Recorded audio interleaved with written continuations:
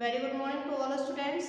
Today date is 18th January 2022 and the topic is political parties. In our previous video, we read why we need the political parties and what is a political party. Before starting the topic, we will see a quick revision of the lesson. First is what is a political party. So I have told you that a political party is a group of people who come together to contest election and hold power in the government. तो political party क्या है? एक लोगों का एक ऐसा समूह जो एक साथ मिलके इलेक्शंस को लड़ते हैं और उसके बाद मेजॉरिटी में आके गवर्नमेंट को रन करते हैं. तो that is the political party. And after that we see the main components of a political party. एक पॉलिटिकल पार्टी के कंपोनेंट्स कौन कौन से होते हैं? तो as we see that there are three components of a political party. First is the leader, second is the active member and the third is the followers. Okay, तो इस तरीके से हमने देखा कि एक पॉलिटिकल पार्टी में थ्री कंपोनेंट्स का होना वेरी नेसेसरी है. काफ़ी इसमें पहला आपका द लीडर्स होता है, दूसरा आपका एक्टिव मेंबर है और तीसरा आपका फॉलोअर है. उसके आफ्टर हमने फंक्शनिंग देखी थी कि जो फंक्शनिंग है पॉलिटिकल पार्टी की वो किस तरीके से फंक्शन करती है. हमने उसके लिए 7 जो है आपके पॉइंट्स को डिस्कस किया था. तो उसमें फर्स्ट जो आपका पॉइंट था that is parties contest election. First था parties contest election and from the government. Next is parties put forward different policies and program. As we see that the party who comes in majority, they form their policies and agenda for the welfare of the people. Next is parties play a decisive role in making laws. As we see that the party who wins the election and make the government, they play an important role in making laws for the country.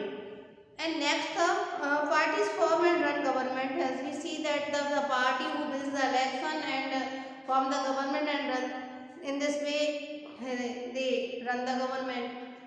The party that lose in the election play the role of opposition. We see that the party who loses the election that they are not capable to make government, so they play the role of opposition party.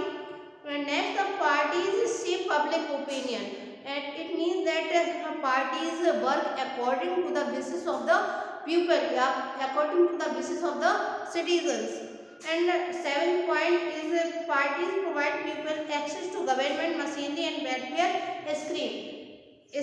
मतलब it means that parties members and supporters are work as the linking power. मतलब कैसे work करते हैं? As a link के through work करते हैं, जिसके द्वारा जो सिटीजन्स हैं उनकी पहुंच जो है गवर्नमेंट मशीनरी की तक होती है. तो ये थे आपके क्या 7 फंक्शनिंग थी पॉलिटिकल पार्टीज की. इसके आफ्टर नेसेसिटी कि why we need the political party. तो as we knew that we need political parties because they perform all these function mean which we read previous as the 7 functions. And after that we also discuss how many parties should we have कि in India how many parties should be. हमारे India में कितनी parties हैं? तो as we discuss कि there are more than 750 parties in India. कि कितनी parties हैं? एटलीस्ट 750 पार्टीज हैं, उससे भी ज़्यादा पार्टीज हैं इंडिया में. और इसके आफ्टर हमने देखा था कि in some countries there is a 1 party system, in some countries there is a 2 party system, and in some countries there is a multi-party system.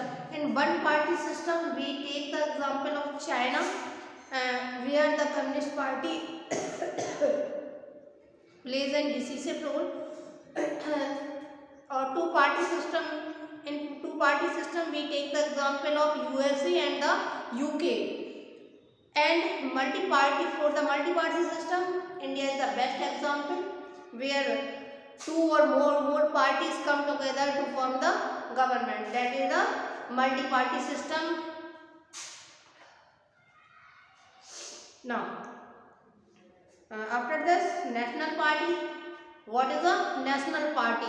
National party क्या है? तो the party whose existence is all over the country, that is known as the national party. And how can a party be a national party? For this, we read there a party that secured at least 6% of total votes in election to legislative assembly or of state and wins at least 2 seats is recognized as the state party. यानी कि अगर यदि कोई भी party है उसने legislative assembly में कितने परसेंट 6% अगर वोट्स मिलते हैं उसे टोटल वोट्स का, और साथ में ही 2 सीटें उसकी आती हैं लेजिस्लेटिव असेंबली में, तो वो एक स्टेट पार्टी है। और सेम ऐसा ही हम आगे भी देखेंगे। नेशनल पार्टी क्या होती है? The party that secures at least 6% of total votes in Lok Sabha election or assembly or and 4 seats in Lok Sabha is recognized as a national party. यानी कोई भी पार्टी है जिसने टोटल वोट्स का अगर 6% उसको मिला हुआ है, साथ में उसने लोकसभा इलेक्शन में उसके पास 4 सीटें हैं, तो वो एक नेशनल पार्टी है। और सेम हमने वहाँ पे देखा स्टेट पार्टी में क्या था कि if any party have 6% of votes of total vote and they gain 2 seats in legislative assembly, that is the state party. यानी कि उन्हें 2 सीटें मिली हुई हैं और 6% अगर वोट मिले हुए हैं तो वो स्टेट पार्टी है। वहीं पे अगर 6% वोट और 4 सीटें इनको मिली हैं लोकसभा में तो एक नेशनल पार्टी है। ठीक है। After that we see the 7 national political parties of India. And first we see the Congress. तो Indian National Congress,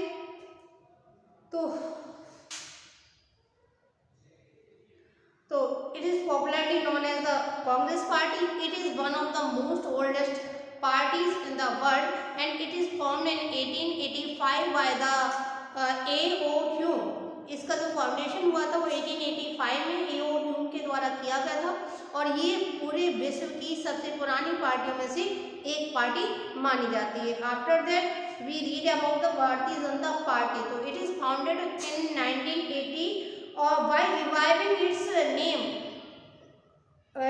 first it is known as the Bharatiya Janata Sangh and it is formed by the Syama Prasad Mukherjee in 1951। जब पहले इस party का formation हुआ था 1951 में किसके द्वारा? श्यामा प्रसाद मुखर्जी के द्वारा। तब इसका नाम था भारतीय जनता संघ, लेकिन 1980 में इसका नाम क्या रखा गया? भारतीय जनता पार्टी। और as we know that it is based on the principle of Hindutva, कि ये जो पार्टी है ये कौन से प्रिंसिपल पे बेस्ड है? मेनली हिंदुत्व के जो प्रिंसिपल्स हैं उन पे बेस्ड है। After that we C Bahujan Samaj party यानी BSP।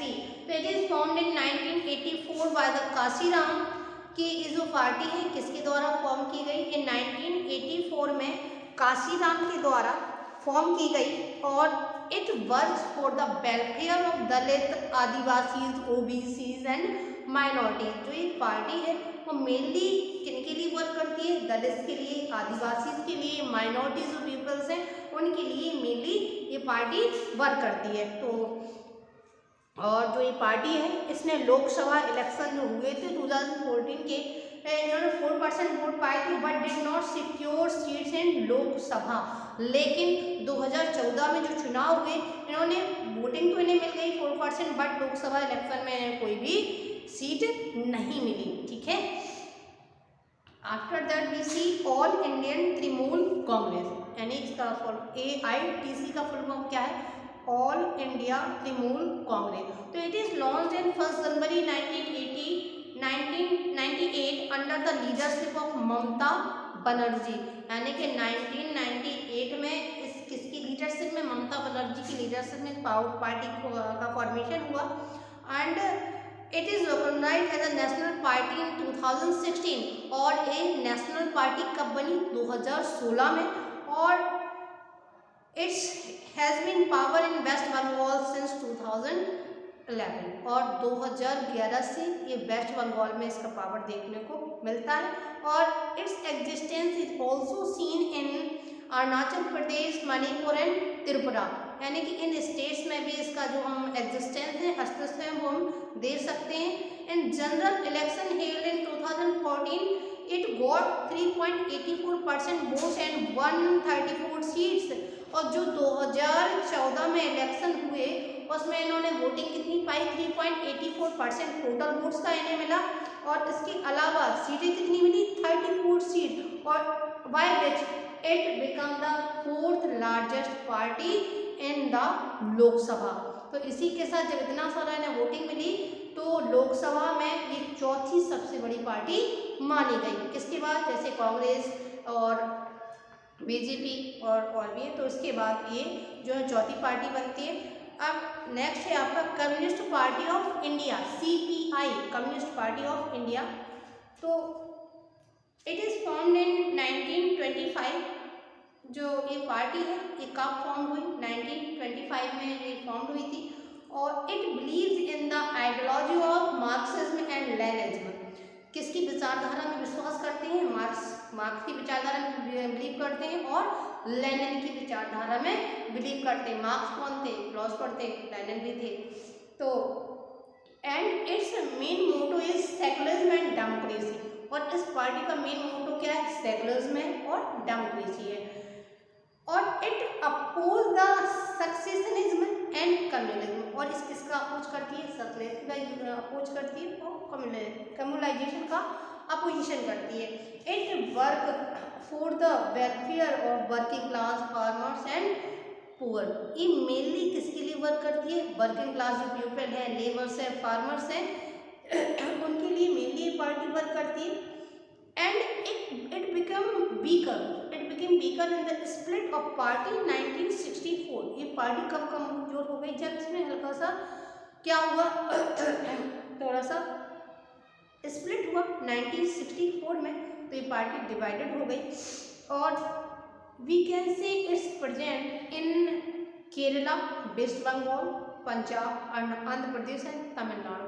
तो ये पार्टी जो है, इस पार्टी का अस्तित्व हमें कहाँ कहाँ देखने को मिलता है, केरल में, वेस्ट बंगाल में, पंजाब में, आंध्र प्रदेश में और तमिलनाडु में। Sorry. Next is communist party of India, Marxist, CPI, यानी कम्युनिस्ट पार्टी ऑफ इंडिया, ये मार्क्सिस्ट यानी मार्क्स की विचारधारा में मेनली बिलीव करते हैं। तो it is founded in 1964।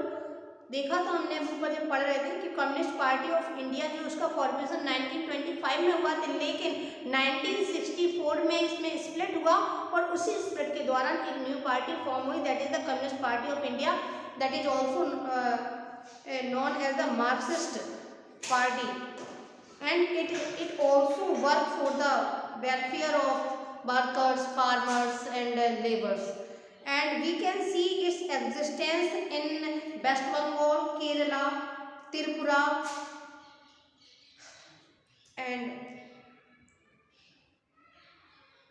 or it was in power in West Bengal without a break for 34 years। यानी जब से इस पार्टी का फॉर्मेशन हुआ उसके बाद से लगातार ये 34 सालों तक वेस्ट बंगाल में इसका अस्तित्व देखने को मिलता रहा।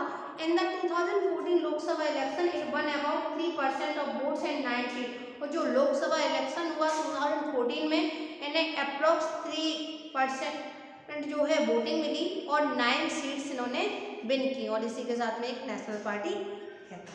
तो ये हो गई आपकी 7 major national parties of India. Now state parties, तो as we see that the parties whose existence in a region that is known as the state party and we can also see that some parties have their existence all over the country। तो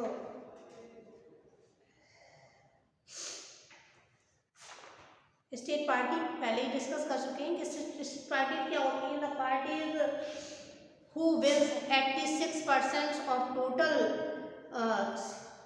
6% of total voting and at least 2 seats in legislative assembly, that is known as the state party. Now, challenges to political party. What kind of challenges have to face to the political party in a democracy? यानी कि democracy में political parties को कौन कौन से challenges face करने पड़ते हैं। अब हम लोगों ने ऐसा तो नहीं देखा कि एक पार्टी जो विन कर गई वो हमेशा के लिए विनिंग हो गई, ऐसा तो नहीं होता है। हमें पता है कि in every 5 or 6 years elections were held. The party who gets more and more votes that wins. If the party works according to the wishes of the people, they come again and again and again in power. जो party अच्छे से work करती है, जनता के विशेष के according work करती है, welfare के लिए वर्क करती है, वो बार बार उसका असर देखने को मिलता है। और जो पार्टी जनता की विशेष के अकॉर्डिंग वर्क नहीं करती है तो हम देखते हैं कि वो इलेक्शंस को लूज कर देते हैं, है ना। तो अब हमें ये देखना है कि आखिर एक जो पॉलिटिकल पार्टीज हैं इनके सामने चैलेंजेस क्या क्या होते हैं, है ना। तो देखते हैं। तो first challenge is that there is a lack of internal democracy with in parties. क्या कह रहे हैं कि lack of internal democracy with in party, यानी पार्टी के अंदर आंतरिक रूप से भी डेमोक्रेसी के क्या पाया जाता है, अभाव पाया जाता है। We see that only a few leaders have more and more power। हमने देखते क्या है कि एक पार्टी में कि कुछ लीडर्स ऐसे होते हैं जिनके पास बहुत ज़्यादा पावर होते हैं एंड तो as a result the leaders who assume more and more power and the leaders who has not more power, they feel that their existence in the party is not necessary। वो क्या पाते हैं कि उनका जो existence है, जो अस्तित्व है पार्टी में, वो ज़्यादा जरूरी नहीं है ना। यानी कि जो कुछ लीडर्स ऐसे होते हैं जिनके पास ज़्यादा पावर होती है, कुछ लीडर्स के तो हमें नाम भी नहीं पता होती कि ये इसी पार्टी के मेंबर हैं, है ना। तो इस तरीके से जब इंटरनल डेमोक्रेसी देखने को नहीं मिलती है तो वहाँ पे हम क्या देखते हैं, जो लीडर्स जिनका अस्तित्व हमें कम समझ में आता है, they decided to leave the party. वो क्या करती है अंत में, वो क्या डिसाइड करते हैं कि हमें पार्टी को छोड़ देना चाहिए, जिस पार्टी में हमारा अस्तित्व नहीं है तो वो पार्टी छोड़ देते हैं। देखने को मिलता है, सुनते हैं कि बीजेपी के ये वाले जो मिनिस्टर हैं या जो विधायक हैं वो कहाँ पहुँच गए, उसमें कांग्रेस में पहुँच गए, या कांग्रेस का कोई विधायक बीजेपी में आ गया, ऐसा देखने को मिलता है ना हमें। तो ये फर्स्ट चैलेंजेस क्या है, the first challenge is the lack of internal democracy. ठीक है, यानी आंतरिक रूप से जो डेमोक्रेसी में क्या पाया जाता है, इंटरनल डेमोक्रेसी नहीं पाई जाती। ये फर्स्ट चैलेंज है पॉलिटिकल पार्टी का। The second challenge of dynastic succession is related to the first one, यानी कि डायनेस्टिक सक्सेशन। जैसे कि हम पहले देखते थे मोनार्चियल फॉर्म में कि the son of the king is also become the king, यानी कि राजा का बेटा क्या होता था, राजा ही होता था। तो सेम यहाँ पे डायनेस्टिक रूल में हमें देखने को क्या मिलता है कि एक मिनिस्टर का लड़का भी क्या बनता है, मिनिस्टिक रूल, डायनेस्टिक सक्सेशन चल रहा है, पीढ़ी दर पीढ़ी वही पेशा अपनाया जाना। तो एक तो यानी दूसरा चैलेंज क्या है, डायनेस्टिक सक्सेशन है।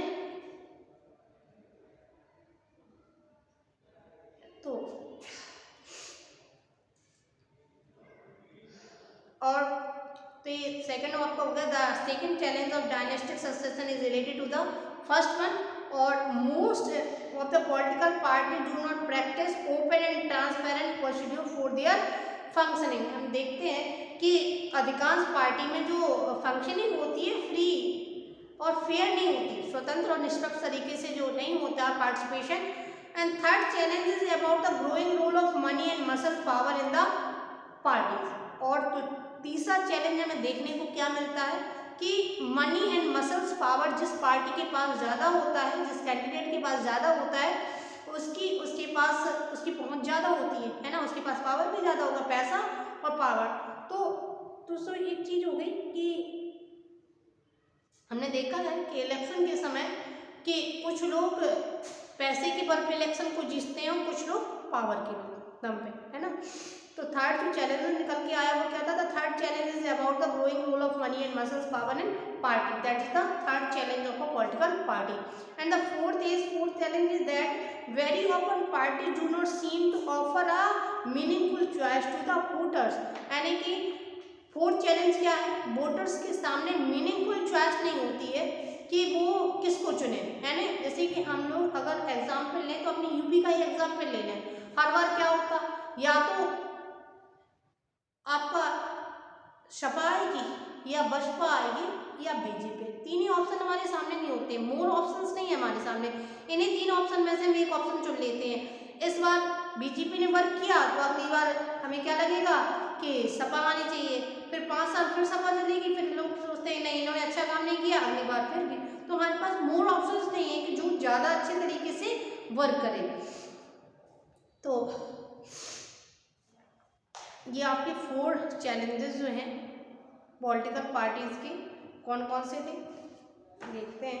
कि पहला चैलेंज था lack of internal democracy, second था आपका डायनेस्टिक सक्सेशन, थर्ड था money and muscle power, and fourth there is no meaningful choice for the voters. ये 4 चैलेंजेस हैं तो अब पॉलिटिकल पार्टीज के सामने ये 4 चैलेंजेस निकल के आते हैं। तो इस तरीके से हमने इसमें क्या क्या देख लिया, पहले तो देखा कि what is the political parties, फिर आफ्टर दैट कंपोनेंट्स, फिर उसके आफ्टर फंक्शनिंग, और फिर इसके बाद party system, national party, state party and the challenges of a political party. तो इस तरीके से ये कुछ पॉइंट्स हमने इस चैप्टर में देखे, तो आप इनको जरूर रिवाइज करें, इम्पॉर्टेंट है, ठीक है। तो आज के लिए इतना काफ़ी है, कल की वीडियो में जो रिमेनिंग चैप्टर्स को हम डिस्कस करते हैं। Thank you, have a nice day.